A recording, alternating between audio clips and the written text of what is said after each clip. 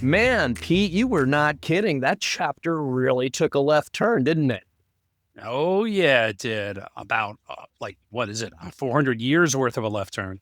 Not a single disco ball in sight. All of a sudden, we find ourselves on a 17th century ship in the middle of the ocean. It couldn't be further from where chapter one just left us off. That's right. And certainly not a happy place that they're leaving. The Banda Islands, not a very happy chapter in history, but one that fit in well with the characters and their development through the book. Yeah, and speaking of characters, I would say the only tiny little tentative connection that I could find between chapter one and chapter two is this name, Kayla. Kayla was just briefly mentioned at the very end of chapter one as Aiden's boss. And all of a sudden, here we see her in the 1600s. Yep. And we get to know her and we get to know Lucienne and their relationship. And so, just really quickly, I want to talk about that development in the story. The first time I wrote this chapter, I just thought it was a banger right off, just typed it up. Oh, this is great because the battle was so good. But then I got this feedback about one, I had gone on just a whole long rant about their political beliefs. And no, I was like, I don't want to read a political science textbook. Fair. Yeah, I read that first draft and I remember feeling like, oh my God, I need a college degree in social studies in order to get through this chapter. Yeah, so I toned down that a bit. And the other big piece of feedback I got was from Pete Littig, and he was just really into the characters.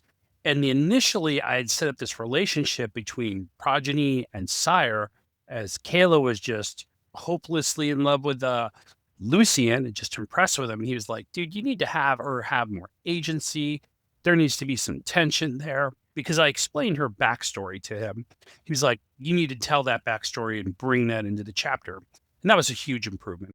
Yeah, I think the second time I read it, that was when you had added the bit about her husband and how Lucian had approached her with this offer. I don't think that was there in the original draft. I really liked that bit of insight into Kayla's motivations. I definitely have had a fear that if someone made my wife that offer, I would be a dead man. I think if someone made any of our wives that offer, we'd be in trouble. Yeah, we'd be in big trouble. But this is the chapter where Noah really found his groove in this project. We did chapter one with just voices and we were talking to people and it was quality, but people really weren't taken by it. But then when we hit this chapter, it was a eureka moment. So Noah, why don't you talk about your process in creating this? Sure. So, like you said, chapter one, when we did that one first, it was just me speaking as the narrator and you bringing in the character voices. There were no other sound effects or background sounds in there at all. And when we got to chapter two, that's where I really kind of started getting this idea of that word we keep mentioning, immersiveness. I really wanted the listener to feel like they were plopped right down in the middle of the ocean on this ship that's getting attacked by pirates. And it was that battle that I was thinking to myself, man, if I can't make that battle sound really cool and immersive, then I should just hang up my editing belt right now and tell Pete he's got to find someone else to do this. I really just wanted that battle to be so visceral sounding, and I just dug in. Let me back up just for a second and talk a bit about the tool that I'm using to edit, because it's really cool. The tool that I use is an app called Descript. And I first heard about this app from my son about 4 years ago when other Pete and I started working on the math club. And as he explained to me what this app does, it sounded unreal to me. It just sounded too cool to be true. Because here's how he explained it. And just to be clear, a little bit of a spoiler alert, this is exactly how it actually works. You take your recorded dialogue and import it into Descript as a new project. And the first thing that Descript does is it transcribes it all into text. And you can see that script right there on your screen.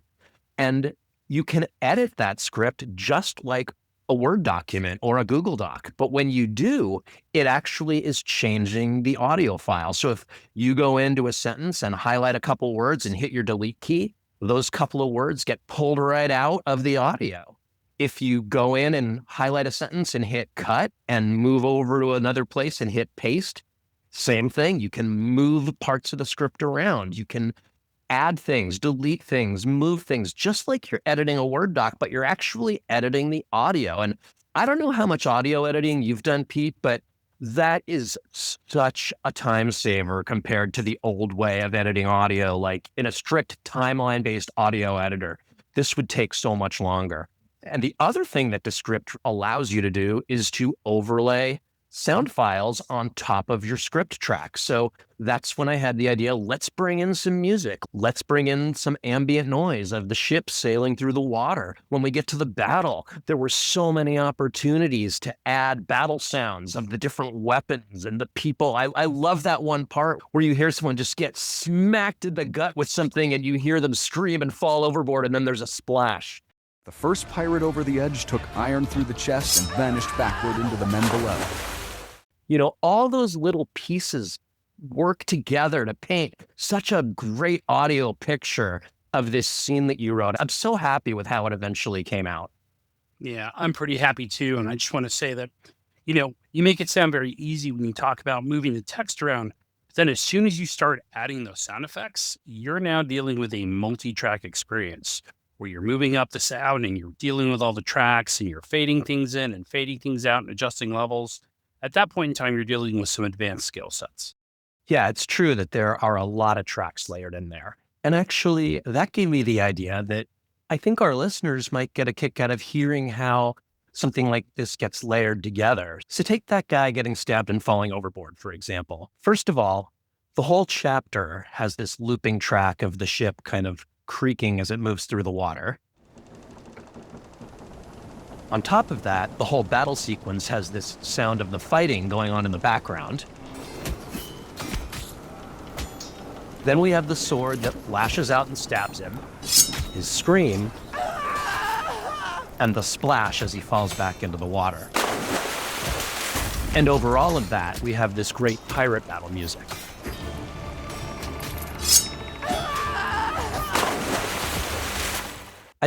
I love how it sounds when it all gets put together. And Descript makes it much easier to do all of this than other editors I've used.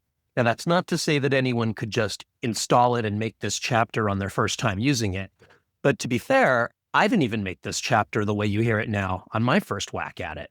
The first time through it, I added a couple little sword sounds here, like, and a couple little screams. And we sat with it for a few days and you were pretty happy with it. I knew deep down I wasn't super happy with it. I had this nagging feeling. I was like, I could have made that so much better. And so the other night, even though you and I had thought that chapter was done, I went in and spent another few hours on it. And then you listened to that the next morning and were like, oh my gosh, dude, this sounds so much cooler now.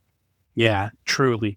And I just wanted to give a quick thanks to Richard at Fantasy Meditations for letting us use his Freehaven epic pirate fantasy music. I think it really, really gave us a great mood, and I really appreciate it. And that reminds me, another tool that really comes in handy is the web audio recorder extension for Chrome.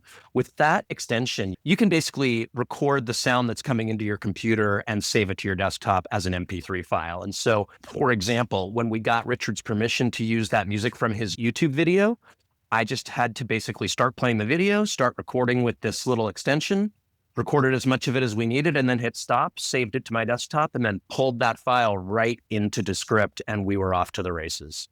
Yeah, that tool is really helpful. And getting things together with all these different tools, that takes some time to find everything and get the expertise to put it together into a good product. So, Pete, at the end of our last conversation, I made a prediction about what the next chapter was going to be about. I'm not going to do that this time because I couldn't have been more wrong. But do you want to give us a little bit of a teaser of where we're headed next? Ah, yes. Well, surprisingly enough, we're headed to a tech conference. A 17th century tech conference. Ah, yes. All right, everybody. Well, we hope that you will enjoy listening to Chapter 3 next, and we'll meet you back here afterwards to discuss it. Bye, everybody.